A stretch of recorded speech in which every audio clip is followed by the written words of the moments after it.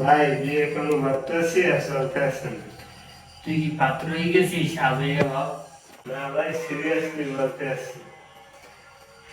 ও আচ্ছা, ঠিক আছে, চল একটা ফাটাফাটি প্ল্যান করি।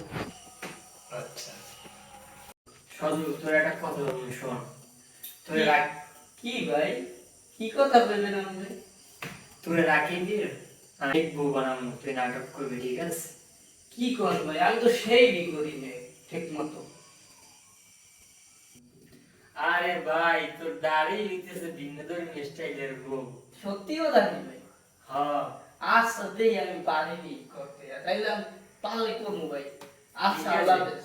ঠিক আছে, আচ্ছা, ভালো থাকবেন। ইনশাআল্লাহ। কালকে দেখা হবে। আচ্ছা। আচ্ছা। ভাইরা, আজ আমি বিয়ে করছি, এই দেখেন আমার বউ। হ্যালো বন্ধুরা, আমি রাকিবের সুখের কারণ।